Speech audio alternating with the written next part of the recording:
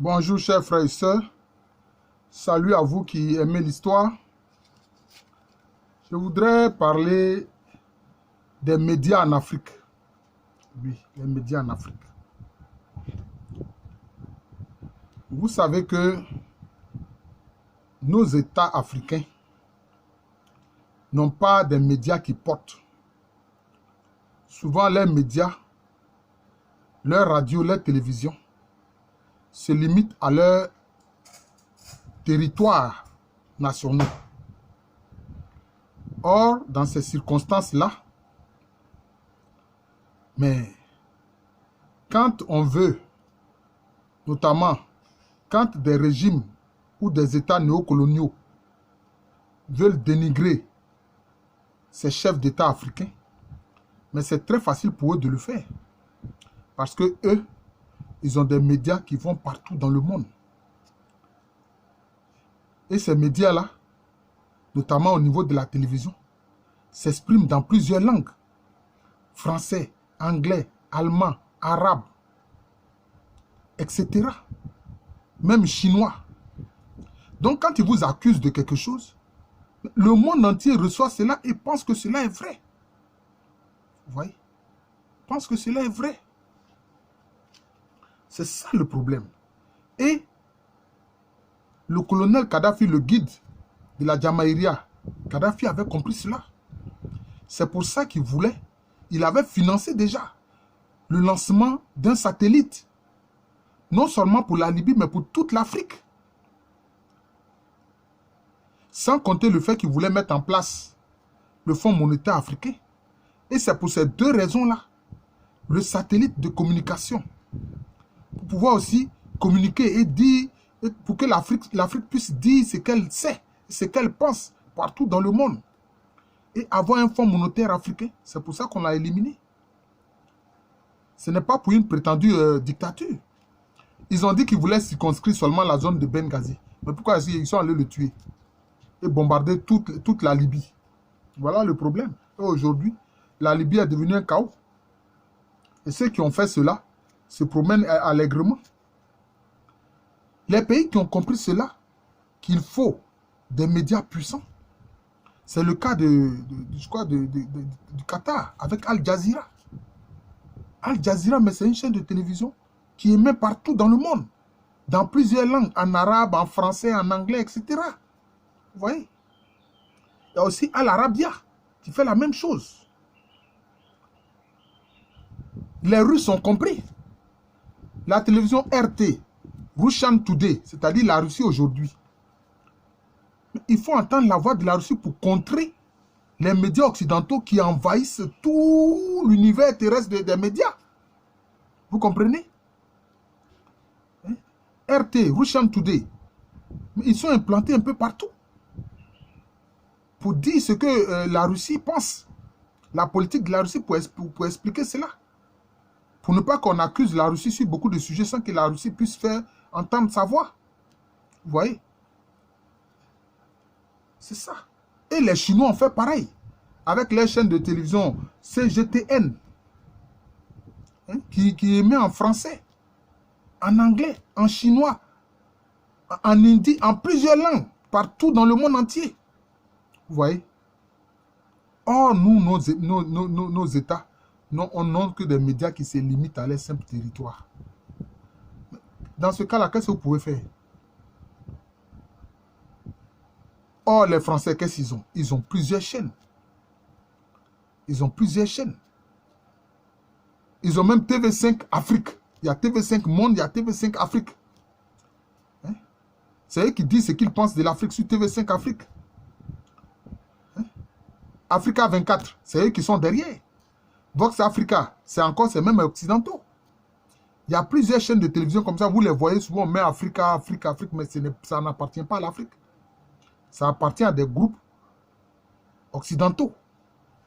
Vous comprenez? Le seul média africain qui sort, qui tranche avec ce à quoi nous assistons, la faiblesse de nos médias nationaux, qui ne portent pas, dont la voix ne va nulle part, si ce n'est sur le territoire, et quelquefois, comme Ils ne font que relayer les idées du gouvernement, sans même relayer aussi les idées de l'opposition. Souvent, beaucoup de gens ne regardent même pas ces médias-là, ne suivent même pas ces télévisions, n'écoutent pas la radio nationale, n'écoutent pas la télévision nationale. Parce qu'ils se disent que c'est pour seulement relayer des mots d'ordre, les pensées, les idées du gouvernement en place, du régime en place. Vous comprenez? C'est le seul média qui je peux dire, tranche un peu, c'est Afrique Média. Afrique Média. Je crois que ça a été mis en place par le président de la Guinée équatoriale, Obiangema Bazogo. Mais c'est Afrique Média seulement qu'il faut aujourd'hui entendre la voix de l'Afrique. Mais quand ils ont commencé à dénoncer, quand Afrique Média a commencé à dénoncer, avec des experts financiers, des gens qui s'y connaissent dans le domaine de la monnaie, hein, comme le professeur Agboou, mais qu'est-ce qu'ils ont fait? Ils ont retiré Afrique Média du bouquet de Canal. Ils ont enlevé Afrique Média du bouquet de Canal+. Parce qu'ils ne veulent pas entendre la vérité. Vous voyez? Ils ne veulent pas entendre la vérité. Mais nos chefs d'État africains doivent chercher à mettre en place des médias comme celui d'Afrique Média. Des médias qui portent partout, dans toutes les langues principales qui se parlent sur le globe terrestre. En français, en anglais, en arabe, en chinois.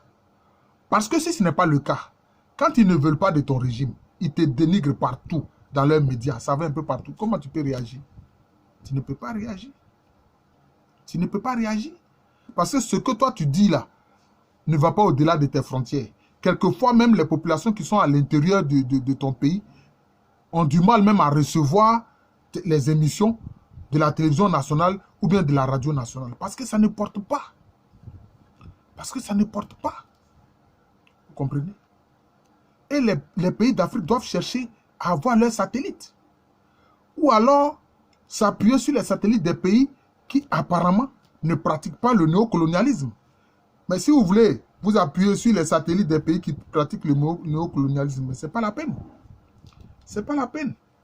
Si bien que nos médias ne vont pas loin. Ce sont les médias qui font simplement de la promotion des dires des régimes africains. Et on assiste là dans tous les pays d'Afrique. Surtout les pays d'Afrique francophone. Mais quand les médias néocoloniaux vous accusent, alors vous êtes désarçonnés. On a vu le régime président ici, le président Gbagbo. On l'a accusé de tout. Est-ce qu'il pouvait réagir? Parce que les médias dont il disposait ne pouvaient pas réagir, ne pouvaient rien faire. Voilà, ne pouvaient rien faire. Il ne pouvait pas, aux yeux du monde entier, dire ce que lui pensait de la situation. Vous comprenez? C'est pour ça qu'il faut réellement une libéralisation des médias dans nos pays. Parce qu'il y a des privés nationaux qui ont les moyens de mettre en place des médias qui peuvent avoir un rayonnement international.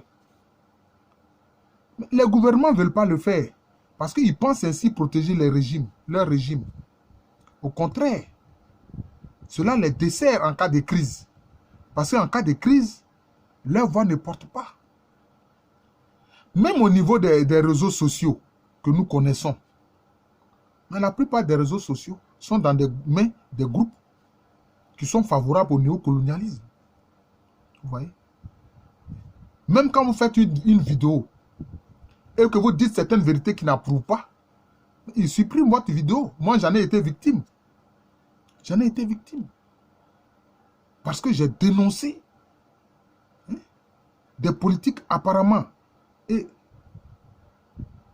néocoloniales qui briment l'Afrique. On a supprimé ma vidéo en disant que comment il dit ça là même, il dit des propos haineux. Je ne sais pas, ils ont un terme maintenant là pour dire ce genre de choses. Dire la vérité, ce n'est pas dire de la haine. Ce n'est pas faire de la haine que de dire la vérité. C'est pour que les gens changent. C'est pour que les gens changent. À moins que quelqu'un ait parlé et qu'il ait appelé au crime. Non. Ça, c'est différent. Mais dis la vérité. Et voir ainsi la vidéo supprimée, mais cela veut dire que, bon, voilà. C'est pour ça que la Chine a mis en place aussi son système Internet propre. Vous voyez? Donc, aujourd'hui, je le dis franchement, il y a une guerre de communication. Dans le monde, il y a une guerre de communication. Vous voyez? Il y a une guerre de communication. Le seul média en Afrique qui tranche un peu avec les autres, c'est Afrique Média. C'est Afrique Média. C'est ça, c'est Afrique Média. Mais il faut que les Africains arrivent à faire comme ceux qui ont mis en place Afrique Média. Pour qu'il y ait un rayonnement. Et pour la renaissance de l'Afrique, il faut que tous ces médias-là travaillent dans le sens de la renaissance de l'Afrique. Oui, il y a certains médias maintenant qu'on voit, c'est pas mal. Je ne veux pas faire de la publicité. Je ne fais pas de la publicité comme Sika TV, je crois, qui est implanté au Bénin, ou bien comme West TV, qui est implanté, je crois, au Sénégal, qui essaie de faire vraiment quelques efforts. Mais ces télévisions doivent aller plus loin que cela. Doivent aller plus loin que cela. Ces télévisions doivent travailler dans le sens de la renaissance africaine. Travailler et appeler des experts à parler du bien fondé de l'unité africaine. De l'unité culturelle profonde des Africains, des Noirs d'Afrique. Et œuvrer et dénoncer le néocolonialisme sur ces chaînes-là. Montrer ces complots, ces ramifications. Vous voyez? C'est ça. Tant que les pays d'Afrique ne vont pas comprendre ça, et qu'ils auront simplement des médias qui se limitent seulement au territoire national, pour relayer les idées, les pensées, les mots d'ordre du régime en place, mais quand survient une crise, c'est là qu'ils comprennent que ces médias nationaux ne peuvent rien faire pour eux. Quand ils sont dénigrés à l'international, vous voyez. Donc, il faut que vraiment nous ayons des médias en Afrique qui travaillent dans le sens de la renaissance africaine. Pour l'instant, le seul média qui fait cela réellement, c'est Afrique Média. Mais on a vu dans certains pays d'Afrique, je ne veux pas dire leur nom, mais qui ont fermé les antennes d'Afrique Média parce qu'ils trouvent que Afrique Média critique leur façon de faire. Donc, où est la liberté d'opinion dans ce cas-là? Où est la liberté d'opinion? Où est la pluralité d'opinion? C'est ça le problème. Et quelquefois, on voit dans des pays, mais en fait, on met des obstacles à la mise en place de véritables médias privés. On va dire, il faut payer une caution d'1 milliard, de 2 milliards. Mais combien? Si l'investissement que tu dois, l'argent que tu dois utiliser pour investir, pour mettre en place ce média, on te prend cela à travers, comment on appelle ça, un versement à faire pour avoir le droit simplement de créer ta télévision ou ta radio. Ça ne sert à rien. C'est comme on peut dire, il y a un grand hôtel 5 étoiles, tout le monde peut y aller, mais il faut aller en smoking. Combien de gens ont des smoking dans leurs armoires? Combien? Vous voyez? C'est cette façon de faire là. Et ce n'est pas une façon correcte. Ce n'est pas une façon correcte de faire les choses. Vous voyez? Ce n'est pas une façon correcte. Il faut une nouvelle politique dans tous les pays d'une véritable liberté des médias. Et aussi des médias qui travaillent dans le sens de la renaissance africaine et qui dénoncent vertement les politiques néocoloniales auxquelles nous assistons depuis des siècles maintenant. Il faut que ça prenne fin. Je vais terminer par là. Quand il y a eu une année où je suis allé au Sénégal, c'était un moment où il y avait des élections présidentielles. Mais j'ai compris pourquoi est-ce que les élections au Sénégal se passent plus ou moins bien. Parce que j'ai constaté que tous les médias, les radios comme les télévisions, il y en a beaucoup au Sénégal. Pour ça, je félicite le gouvernement sénégalais, je félicite les Sénégalais. Et ils font de l'information, ils ont le droit de faire de l'information et ils le font dans toutes les langues. Dans toutes les langues nationales. D'abord, la langue nationale qu'il a pu parler, le Wolof, en Alpulaar, en Serer, en Diola, en Soninké, dans toutes les langues. Mais dans tel bureau de vote, ces médias-là sont là. Donc, quand ils suivent, ces médias suivent les résultats, y compris les télévisions aussi. Donc, quand comment on appelle ça, les résultats sont donnés dans un bureau de vote, rapidement, c'est relayé dans tout le pays. Donc, la commission électorale centrale ne peut pas venir biaiser alors les chiffres et dire des mensonges pour qu'on ait ensuite un problème post-électoral, une crise post-électorale. Vous voyez, à ce niveau-là, vraiment, moi, je félicite les Sénégalais, je félicite le Sénégal. Bravo au Sénégal. À ce niveau-là, tous les pays d'Afrique doivent faire la même chose. Donc, voilà la question de la faiblesse de nos médias. Sans cela, nous serons toujours à la merci des médias internationaux qui travaillent pour le néocolonialisme. Je vous remercie. Je suis le professeur Alou Kwame René, professeur titulaire d'histoire à l'université Félix Houphouët-Boigny, une université qui est à Cocody, dans la ville d'Abidjan, capitale économique de la Côte d'Ivoire, un pays situé en Afrique de l'Ouest. Merci encore et bonne journée à tous.